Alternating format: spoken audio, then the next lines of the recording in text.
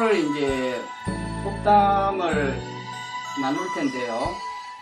우리 부처님께서 성도를 하시고 도를 이루시고 깨달음을 얻으신 다음에 36년간 설법을 하셨잖아요. 많은 기간 수많은 말씀을 하셨는데 이 중도법문이 부처님께서 제일 처음 대중을 대상으로 하신 법문이 이 중도법문입니다. 그래서 이 중도법문이 그런 의의가 있고요. 이 성철스님께서는 이 중도법문이야말로 불교의 모든 것이 여기에 다 담겨 있다 이렇게 얘기를 하십니다. 그래서 우리가 중도다라는 말은 많이 들어봤잖아요. 그런데 그 뜻을 좀 오해하고 있는 부분도 있거든요. 오해하고 있는 부분도 있고 또 그 내용을 따져보면 이해가 좀 쉽게 되는 부분도 있고 이해가 상당히 어려운 부분도 있어요. 그래서 이 이해가 어려운 부분은 우리가 공부하는 또 수행하는 과제로 삼으면 되고요. 자, 중도 얘기를 많이 하는데요.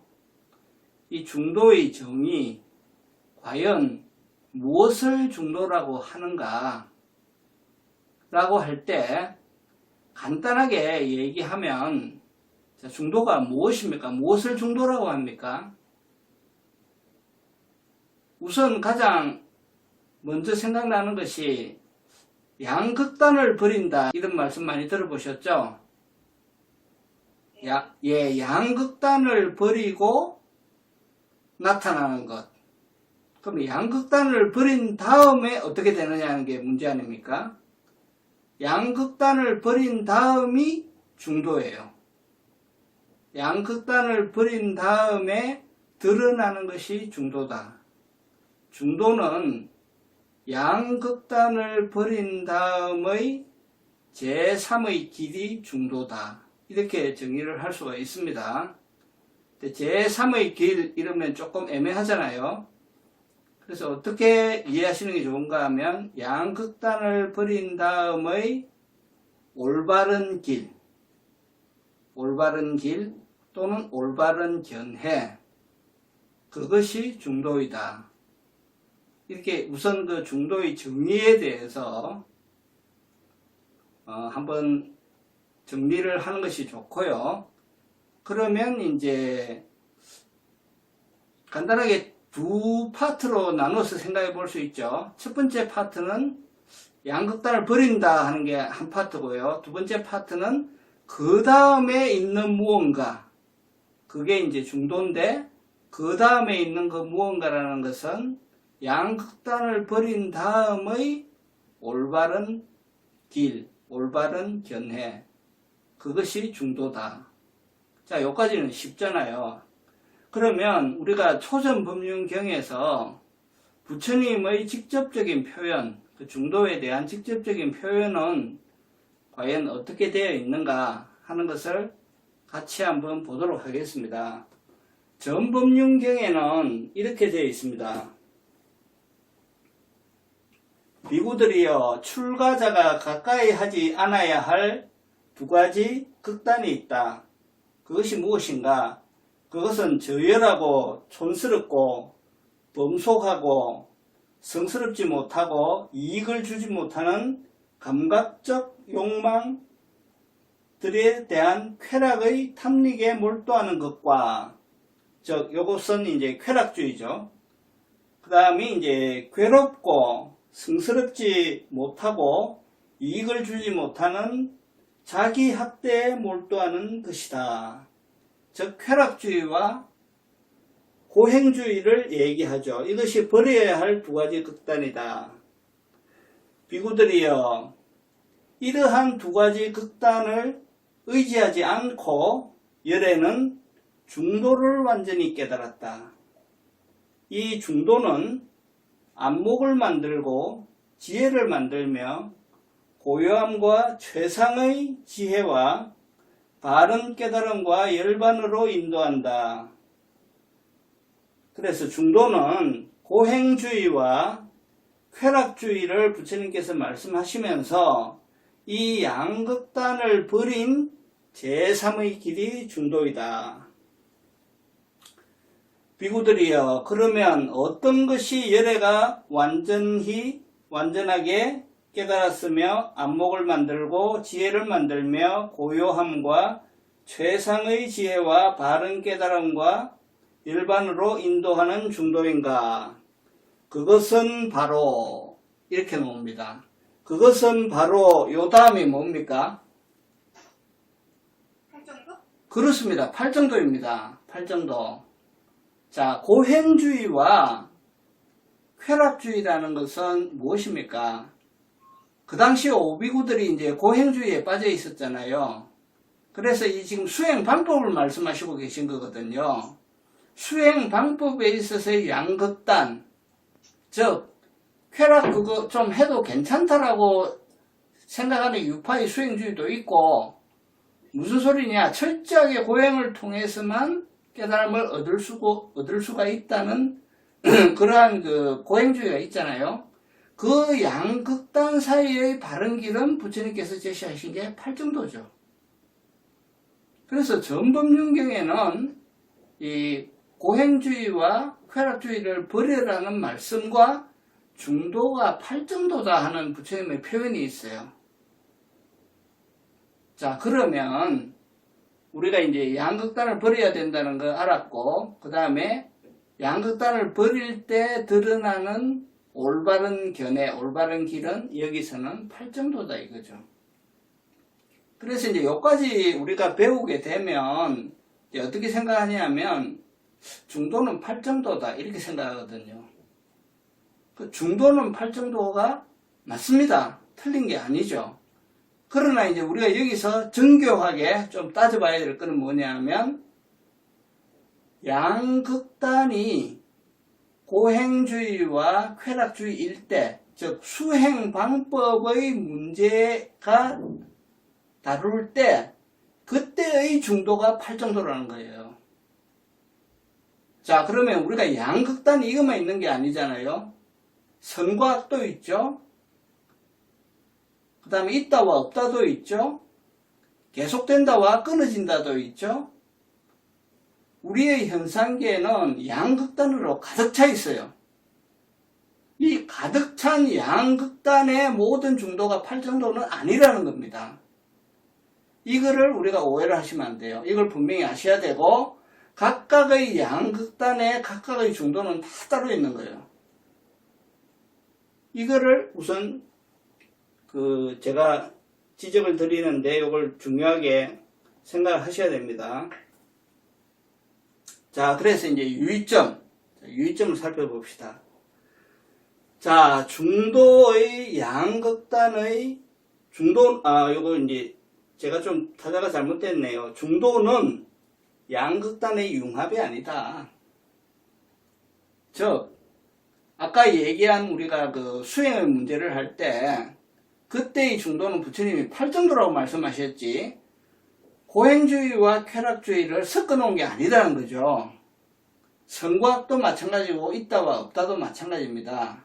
그래서 이 중도를 다룰 때, 이 중도라는 것은 가운데 중자에 길도자를 쓰다 보니까 양쪽의 극단을 적당히 섞어 놓은 게 아니냐? 절대 아닙니다. 이렇게 해석하면은 절대 안 돼요.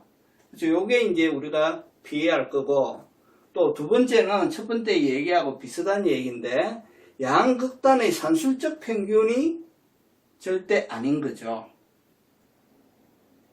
그래서 중도는 양극단을 적당히 섞어 놓은 것 혹은 산술적 평균이 아니다 하는 걸 이제 우리가 주의를 해야 되고요. 또 좀 전에 말씀드린 것처럼 이 중도라고 하는 것은 하나로 딱 정해져 있는 것이 아니라 팔정도만이 중도가 아니라 양극단이 무엇이냐에 따라서 양극단이 고행이냐 쾌락이냐 또는 있다와 없다냐 또는 선과 악이냐 이런 거에 다 따라서 중도가 다 다르다는 거예요. 자, 그 다음에 네 번째, 중도는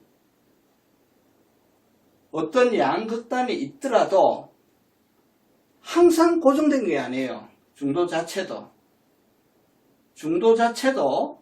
항상 고정된 것이 아니라 상황에 따라서 달라져요. 그래서 이 중도 자체도 하나의 실상으로 고착을 시키면 안 됩니다. 이게 중요해요.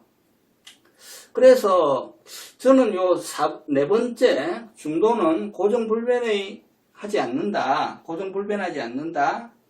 중도는 고정불변하지 않는다라고 하는 것을 잘 나타내 주는 하나의 예가 20억계경인가요? 거기서 나오는 그 악기의 현의 그 조율에 관한 비유라고 생각을 해요. 그래서 우리가 이제 금운고로 많이 표현을 하는데, 뭐 기타든 금운고든 어떤 현악기의 줄을 너무 팽팽하게 해도 소리가 안 나고 너무 느슨하게 해도 소리가 안 나죠. 그래서 조율이라 그러잖아요. 가장 좋은 음을 내기 위해서는 가장 적당한 텐션이 있어야 되겠죠. 그 포인트가 중도인 거예요. 자, 그런데 이 중도는 날씨가 아주 맑은 날 다르고 습기가 많은 날 다릅니다. 그처럼 극단의 양극단이라고 하는 것이 같더라도 상황에 따라서 움직이는 게 중도다. 이게 이 중도의 특성이에요. 자, 그래서 우리는 이 네 가지 중도의 그 유의점을 잘 기억을 하셔야 되겠습니다. 자, 그러면 양극단의 모양에 따라서 이 중도는 상당히 다양하게 나타납니다. 그래서 맨 처음에 전법윤경에 나오는 그 고행주의와 쾌락주의의 양극단을 버렸을 때 제3의 바른견해는 당연히 8정도죠. 8정도가 되겠고요. 그 다음에 단상중도라는 게 있죠. 단상중도. 양극단이 이제 여기서는 단견과 상견이 양극단이 됩니다. 단견은 끊어진다, 끝이라는 견해고, 상견은 계속된다, 이어진다는 거죠. 그래서 뭐 예를 들어서 죽으면 끝이라는 그런 생각과 또 영혼이 계속 이어져 나간다는 그러한 생각들, 이런 것도 다 상견과 단견이거든요. 자, 그 다음에 유무중도, 유견과 무견이 이제 양극단이죠. 있다는 견해와 없다는 견해. 즉 영혼이라든지 윤회가 있다고 하는데 집착하는 견해와 또는 그런 것은 없다고 하는데 집착하는 견해. 이것이 이제 또 다른 이해죠. 요 두 개에 대한 중도는 상당히 비슷합니다. 자, 비슷한데, 자, 우리가 처음에 이 고락중도를 할 때의 바른 견해는, 고락중도 사이의 바른 견해는 8정도라 그랬잖아요. 자, 그러면 이번에 지금 다루고자 하는 거, 있다와 없다가 평평하게만 쓰고 있어요. 하나는 있다, 무슨 소리야, 있는 거야. 하나는 없다, 무슨 소리야, 없는 거야. 이 견해가 팽팽하게 맞을 때 그 양극단을 다 버린 상태에서 드러나는 중도는 우리 교학에서 무엇입니까? 자, 지금 우리 있다 없다 얘기하고 있어요. 있다 없다 얘기하고 있는데, 있다도 던져버리고 없다도 던져버려라. 그러면 그 두 개를 다 던져버릴 때 바른 견해는 뭐냐? 변견이요? 어떻게 해요? 변견? 변견? 정견. 아, 정견.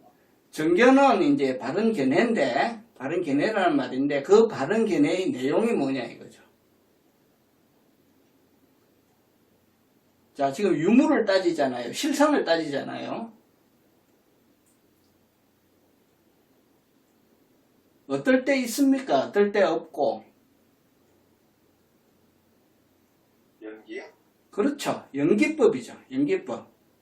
이것이 있음으로써 저것이 있는 것이고 이것이 멸할 때 저것이 멸하는 것이죠.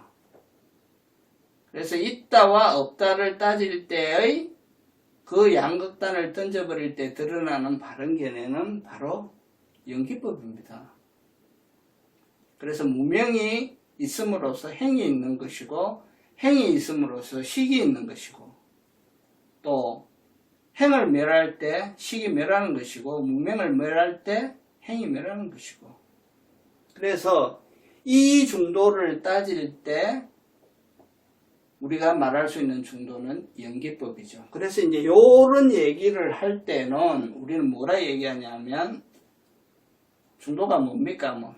중도는 연기법입니다. 이렇게 대답을 하십니다. 자, 그러면 우리가 지금까지 중도를 두 개를 살펴봤는데 자, 연기법 하나는 수행 방법으로서의 팔정도. 자, 그러면 이 중도에서 지금 연기법과 팔정도를 얘기하잖아요. 연기법과 팔정도는 그야말로 불교의 모든 것입니다. 특히 초기 불교의. 그러다 보니까 이 중도가 불교가 뭐냐 하면 중도가 불교다 이렇게 얘기할 수 있는 거예요. 자, 그래서 우선 요까지 좀 이 개념 정리를 좀 하시면 되겠고요. 그래서 양극단을 버린다. 버릴 때 드러나는 바른 견해다. 그러면 실상을 따질 때는 연기법이고 수행법을 따질 때는 팔정도다. 이게 남방불교건 북방불교건 딱 전혀 문제가 없는 거예요. 요런 거를 이제 우선 좀 내용을 정리를 하시면 되고요. 자, 그 다음에 자, 여기서부터 이제 좀 어려운 얘기 나옵니다. 왜 어려운 얘기 나오냐? 이제 대성불교하고 선불교 얘기입니다. 대성불교하고 선불교에서 이제 중도를 어떻게 다루고 있느냐 하는 걸 우리가 좀 살펴보겠는데요. 자, 제가 아까 그 양극단은 아주 여러 개라고 그랬잖아요. 그 중에 우리가 불교 공부를 좀 한다 그러면은 제일 딱 부딪히는 게 색과 공이죠. 자, 그러면 양극단을 색과 공이라고 할 때 색을 던져버리고 공을 던져버릴 때 드러나는 중도는 뭐냐? 이 대답을 하셔야 되는 거예요. 그 다음에 자, 우리 현상계, 우리가 살고 있는 세상을 속재라 그러잖아요.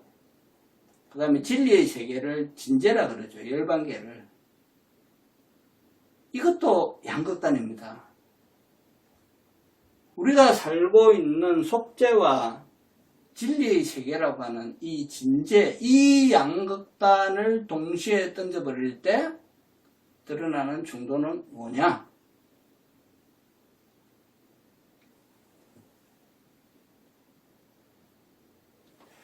어렵죠. 이건 이제 사실상 화두거든요. 화두인데 어렵다면 어렵고 쉽다면 쉬워요. 자, 색과 공 사이의 중도는 뭐냐?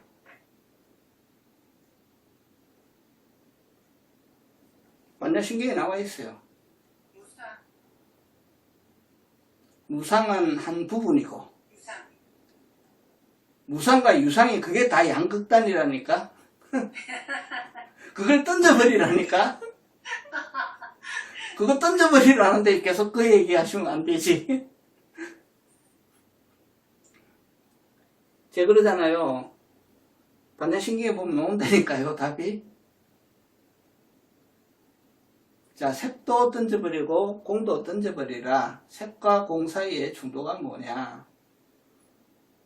자, 이 답은 그 답하시는 분에 따라서 표현이 다 다를 수 있습니다. 다를 수 있는데 제가 생각하는 답은 뭐냐면요.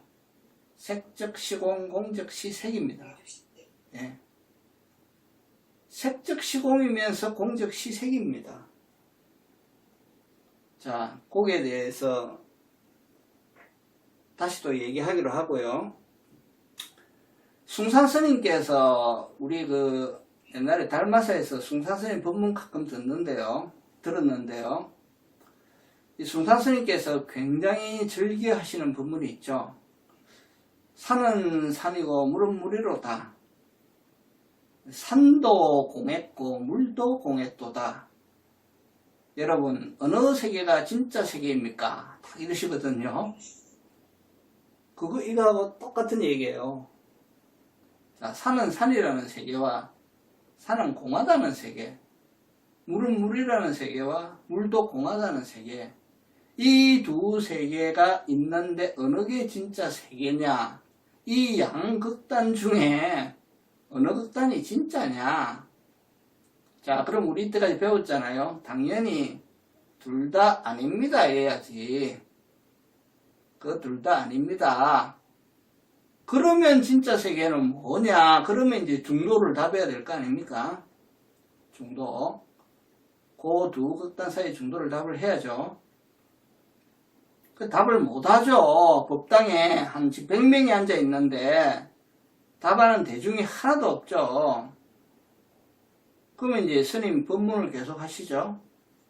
산은 푸르고 물은 흘러간다. 이렇게 한 말씀 하시는 거죠. 그게 이제 스님의 이제 답변이시고, 자, 아직까지 아리송하죠. 그 다음에 속죄와 진제. 속죄라는 거는 이제 우리가 살고 있는 현상 세계죠. 이 컴퓨터 만지면 만져지잖아요. 보면 보이고. 그 다음에 뭐 결혼하신 분들은 자기 배우자 이렇게 보고 대화하고 손을 잡기도 하고 같이 밥을 먹기도 하고 하잖아요. 일상에 이제 만나는 모든 물건, 보는 모든 물건 다 현상기 아닙니까? 그런 속죄와 진제 사이의 중도는 뭐냐?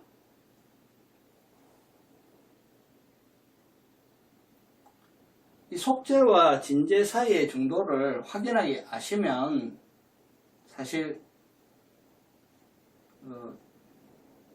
굉장히 공부가 많이 이제 우리가 해야 됩니다. 많이 해야 되는데 제가 어쩔 수 없이 설명으로 말씀을 드릴게요.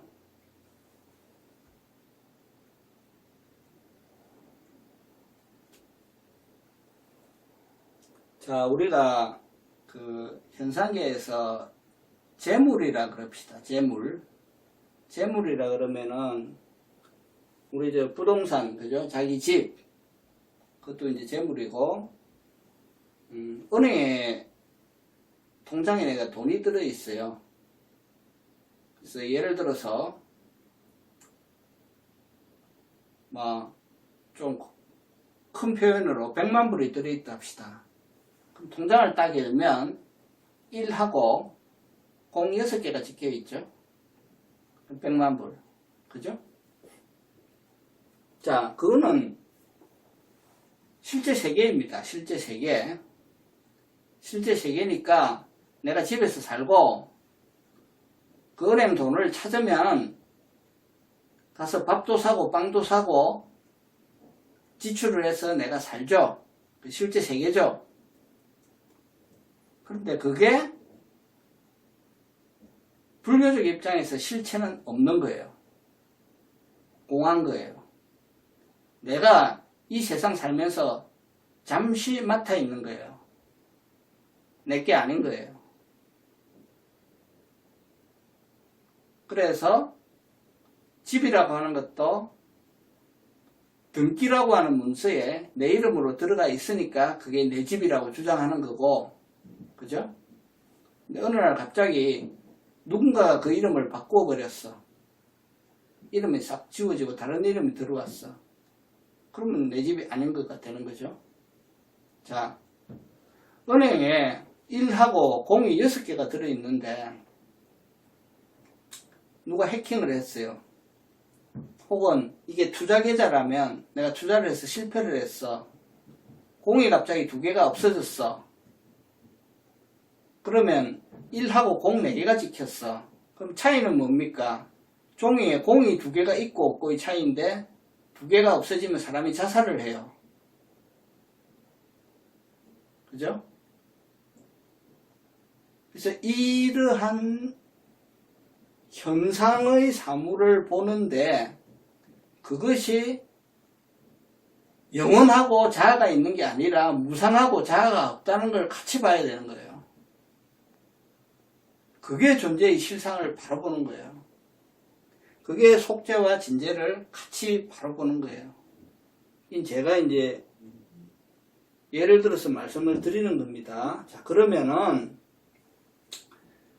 지금 내 와이프가 뒤돌아서서 부엌에서 설거지를 하고 있는데 그 사람은 내 와이프인 동시에 문수보살로도 보이는 거예요. 내 와이프이지만 문수보살인 거죠. 관음보살이기도 하고. 이게 그 중도의 눈으로 사물을 보는 거예요. 자, 이렇게 보시면은요, 길가에 가다가 구걸을 하고 있는 행인에게서 문수보살을 보는 거고요. 노인이 수레를 언덕길을 낑낑 끌고 올라갈 때 뛰어와가지고 밀어주는 아이의 모습에서 관음보살을 보는 거예요. 이게 이제 중도의 눈으로 실상을 보는 거죠. 자, 이렇게 될 때 우리는 환경에서 두두비로요 물물화장이라 처처의 불상이니 사사의 불공하라는 말이 이해가 되죠. 곳곳이 부처고 곳곳이 화장색인데 도처에 부처가 아니 계신 곳이 없으니 내 하는 모든 것이 불공이라는 거죠. 이게 진죄와 속죄를 다 던져버렸을 때 진죄와 속죄를 다시 융합해서 보는 세상의 그 중도로서 보는 세상의 모습이에요. 자, 어렴풋이 그런 얘기인가 보다 이제 정도 되잖아요. 근데 우리가 이제 더 공부를 많이 하고 더 수행을 많이 할 때 이게 점점 더 또렷해지는 거죠. 자, 이제 이렇게 말씀을 드릴 수가 있습니다. 그런데 이게 쉬우냐? 참 어렵죠. 대단히 어렵습니다. 그래서 어느 정도 어렵냐면요, 수행을 많이 하시는 스님들도 잘 안 돼요. 그래서 대표적인 예가 뭐냐면요, 자장율사죠. 자장율사. 자장율사 얘기는 그 삼국유사에 나오는데, 이 자장율사는 그 한국의 그 5대 정멸보궁. 정멸보궁이라는 것은 그 부처님 진신사리를 모신 곳이거든요. 그 5대 정멸보궁을 만드신 분이 자장율사예요. 그래서 삼국유사에 따르면 자장율사께서 중국으로 가셔가지고 문수보살의 성지라고 불리우는 중국의 고대산에서 엄청나게 기도를 해서 문수보살의 화신을 칭견을 합니다. 그래서 문수보살께서 가사와 바루 하나와 부처님 사리를 5과를 주셔가지고 그걸 가지고 신라에 돌아와서 5군데 나누어서 봉안하니 그것이 통도사와 법흥사와 오대산 상원사와 그 다음 설악산 봉정암과 그 다음에 그 강원도 태백산에 있는 정암사 이렇게 다섯 군데 사찰입니다. 그런데 이제 문수보살께서 내가 그대를 다시 만나러 태백산으로 가리라 이렇게 말씀을 하셨거든요. 그래서 이제 자양유를사께서 불사를 다 마치신 다음에 이 정암사를 짓고 계속 정진을 하면서 문수보살을 기다립니다.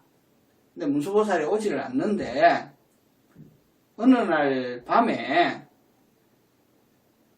아주 거짓골을 한 늙은 스님이 죽은 개를 한 마리를 뚫뚫 말아가지고 짊어지고 절에 일주문 앞에 서서 자장이 있느냐 이런 거예요. 자장이 있느냐. 그러니까 시자가 뛰어나갔을 거 아닙니까? 근데 시자가 뛰어나가서 보니까 꼴이 말이 아니거든요. 그런데 금방지게 하늘 같은 스승의 이름을 함부로 부르면서 자장이 어쩌고 저쩌고 하거든요. 그래서 이 중이 미쳤나 이제 이래 된 거예요. 시끄러우니까 자양유사가 뭐냐 이러니까 얘가 늙은 중이 와가지고 그것도 흉하게 죽은 개를 지금 짊어지고 와서 이래 합니다. 그래 쫓아내버려라 이랬거든요. 이제 그 말을 전하니까 그 스님이 상이 있는 자가 어찌 문수를 보겠느냐 하면서 멍석을 탁 피는데 그 죽은 개가 황금사자로 변하고 그 노스님은 문수보살로 변해서 그 황금사자를 타고 하늘로 올라갔다. 그래서 자양유를사는 그 말을 듣고 깜짝 놀라서 뛰어나와서 찾느라고 헤매다가 생을 마감했다. 이제 그런 일화가 있습니다. 자, 그래서 자장유를사도 이 중도를 못 하신 거예요. 눈에 보이는 것만 보지 눈에 안 보이는 걸 못 보시는 거죠. 그만큼 이제 이 중도는 어렵습니다. 어렵다고 영 안 되는 건 아니고 100번에 한두 번은 됩니다. 우리도 100번에 한두 번은 되는데 열심히 공부하고 수행하면 그게 100번에 10번 되고 100번에 20번 되고 나중에 이제 100번에 100번이 돼서 성불을 하시겠죠. 자, 이제 그런 얘기입니다. 그래서 제가 지금 이 설명드린 이 내용 있잖아요. 이 내용을 저는 그동안 공부를 해가면서 또는 저희 이제 개인 수행 경험에서 이제 이러한 내용을 이제 마음속에 새기고 있는데 이번에 이제 우리 법담 시간을 준비를 하면서 공부를 하다 보니까 이 내용이 이렇게 딱 그대로 표현되어 있는 부분이 있어요. 이제 제가 깜짝 놀랐는데 그 부분이 이제 천태교학에서 이 삼재원융관이라고 있습니다. 삼재원융관의 내용이 지금 제가 설명드린 내용과 거의 유사합니다. 그래서 이 삼재원융관을 한번 살펴보겠습니다. 이것은 천태교학의 실상론입니다. 제가 한번 읽어드리겠습니다. 삼재는 진재로서의 공, 그 다음에 속재로서의 가, 이제 진재를 공이라고 지금 칭하고 속재를 지금 가라고 칭하고 있죠. 그 다음에 비유비공의 진리인 중, 이제 진재가 있고 속재가 있고 그 다음에 이제 중재가 있죠. 중재를 여기서는 이제 비유비공이라고 표현하는데 이 셋으로 구성되어 있다. 삼재 가운데 공재는 진리의 측면에서 이 세상을 본 것으로 진리의 측면에서 보면 이 세상은 인연에 따라 생겨난 것이기 때문에 공일 수밖에 없다. 자, 가재는 세속의 측면에서 이 세상을 본 것으로 이 세상의 고정불변한 듯한 모든 것이 실제는 거짓과 헛된 것에 불과하다는 것을 밝히는 것이다. 중재는 중도 제1의 입장에서 일상을 본 것으로 제법의 실상을 공이나 가의 일면으로 관찰한 것이 아니라 중도의 입장에서 진리를 관찰하는 것을 말한다. 이와 같은 삼재의 설은 교학적으로 매우 발전하여 쉽게 파악되는 것이 아니다. 대부분의 사람들은 세속의 입장에 속하는 가의 상태에서 살아가고 있다. 이 가의 세계는 무상하고 괴롭고 부자유스럽고 번뇌가 많은 세계이다. 그러나 이와 같은 상태를 긍정하고 그 거짓된 모습을 파헤쳐 공임을 깨달을 때 중도가 그곳에서 온전하게 모습을 드러낸다는 것이다. 즉 가의 상태에서 진재의 세계인 공으로 몰입한 뒤 다시 이 세속으로 나올 때 중도의 삶을 살 수 있음을 뜻한다. 그러므로 공과 가는 서로 진과 속이라는 상대적인 상황에 있고 중은 진과 속을 가장 분명하게 이어주는 것이다. 그러므로 삼재는 어느 하나가 빠진 상태에서는 성립되지 않는다. 따라서 이 셋의 관계를 삼재 원융이라고 한다. 이 삼재 원융을 관하는 것을 삼재 원융관이라고 한다. 중생의 일심이 곧 삼재를 모두 포함하고 있음을 관하는 것을 일심삼관이라고 한다. 제가 지금까지 이제 말씀드린 내용을 이렇게 정리를 해 놓으신 것입니다. 이 부분을 우리가 이제 인터넷 요새 찾아보시면 다 잘 나오잖아요. 이 삼재 원융관이죠. 요 내용은 삼재 원융관은 몇 번 한번 되풀이해서 잘 한번 읽어보시면 도움이 되실 것입니다. 그 다음에 하나만 더 말씀드리겠는데요. 쌍차, 쌍조라는 말이 있습니다. 쌍차, 쌍조. 자, 이것도 이제 천태종 쪽에서 많이 얘기하고 있는 내용인데요. 천태종뿐만 아니라 성철 스님 중도 법문 하실 때 이 쌍차, 쌍조는 꼭 나옵니다. 쌍차, 차라는 것은 뭐냐면요. 차단한다 할 때 차입니다. 그래서 쌍차, 양쪽을 차단하고 쌍조, 양쪽을 비춘다. 자, 지금까지 설명 내용인데요. 양변을, 즉 양극단을 차단해 버릴 때 양극단이 다시 비추어진다는 거죠. 그때 비추어지는 양극단은 차단하기 전에 양극단과는 판약이 다른 거죠. 이 도리를 깨달으면 깨닫는다고 이제 스님 말씀하시죠. 그래서 좀 더 다른 표현을 할 때 쌍차, 즉 양변을 다 차단해 버리는 것을 차단해 버리면 남지 않잖아요. 완전히 비워버리잖아요. 그것을 진공이라고 합니다. 진공. 그 다음에 진공인 상태에서 다시 양변이 새로운 모습으로 오롯이 드러나는 것을 묘유라고 합니다. 묘유. 그래서 쌍차는 진공이고 쌍조는 묘유입니다. 요런 내용도 같이 이제 알고 계시면 좋습니다. 그래서 제가 오늘 드리는 말씀은 이제 여기까지고요. 조금 어려운 부분도 있지만 우리가 공부거리로 또 수행거리로 삼으면 돼요. 마지막으로 제가 그 공부하는 과정에 역시 성철 스님 법문이 참 굉장해요. 이 성철 스님 법문 중에 이제 요 중도에 관한 이 중도의 그 초기 부분에 관한 한 4분짜리 내용이 있어요. 그거를 제가 한번 틀어드릴게요. 한번 같이 한번 들어보세요.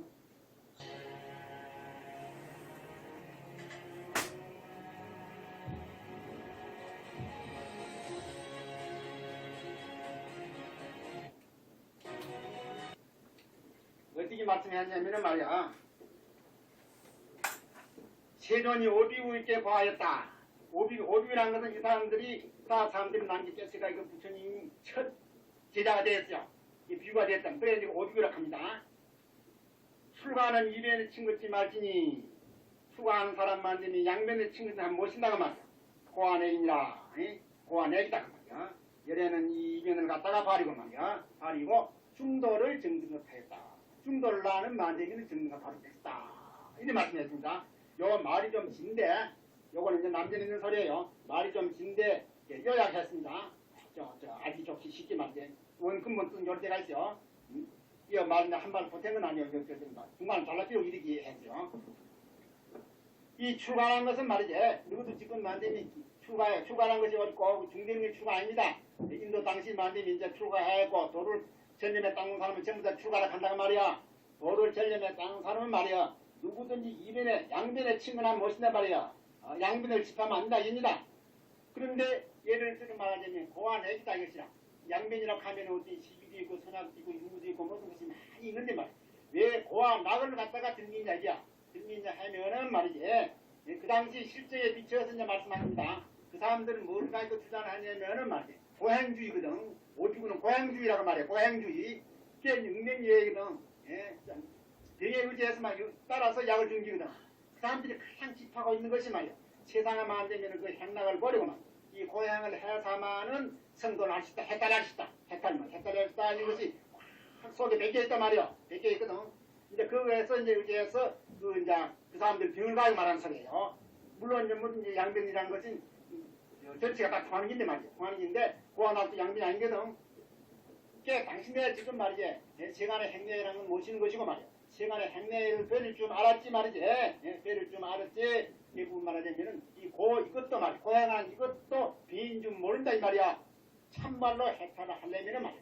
고아낙을 다 버려삐야만 안 되면은 참말 해탈 되지 말이지. 그렇지 않고서는 해탈 안 된다 이 말입니다. 그런데 내가 지금 실제에서 내가 공부를 해가지고 고아낙을 갖다 완전히 버리고 보니까 말이야. 정등학을 했단 말이야. 정등학을 했는데 그 정등학 한 것을 갖다가 뭐라고 말하냐면 중도락 한다고 말이야. 양변을 여는 걸 중도니까 중도락 한다 입니다. 그게 이제 어떤 사람들은 말이야. 흔히 이제 고아낙 일가면 고아를 갖다 그냥 버린다는 99% 예름인 거 말이지. 그 부처님 그냥 평범하게 말하는 이제 그 철학적으로 말이 참 깊은 뜻이 있는 건 아니다. 꼭 1인도 해석을 하려고 드는 사람이 있는데 그거는 전부 다 만무대예요. 중생이라는 것은 완전히 참으로 바로 깨치기 전에는 말이야. 깨치서 참다운 해탈을 얻기 전에는 고가 아니면 내기고 내기 아니면 고지 말이야. 언제는 양진을 주어야 됩니다. 양진을 주어야 된단 말이야. 설사 열반으로 성취했더라도 열반 나게 주하면 그것도 빙의해요. 그 인중도 아니다 그 말이야. 보락을 갖다가 완전히 떠난 만이 열반을 정했다. 아까도 지금 무게를 주하면 안 된다. 이거 마찬가지로 말이야. 보락을 갖다가 떠나서 이제 열반에 주한다. 그런 이유를 말하거든. 열반에 집착하면 그것도 빙의다 그 말이야. 이 고안락을 뜬다는 것은 말이지. 시간 내이든지 시간고든지 또 말하자면 추가 열반 내이든지 열반고든지 간 모든 말하자면 집착을 갖다가 완전히 여인 것을 갖다가 보락을 완전히 떠났다 뻗다 아닙니다. 그리 뻗으면은 결국은 부처님의 정격이 안 될래 안 될 수 있고 그걸 갖다가 뭐라 하냐면 중도락한다 이 말이에요. 중도락합니다. 자, 어떻습니까? 그 자막 없이 좀 알아듣기 힘들죠? 예. 경상도 사람들은 조금 나을 거예요. 근데 경상도 사람이라도 경상도 떠난 지 오래된 사람들도 알아듣기 힘들어요.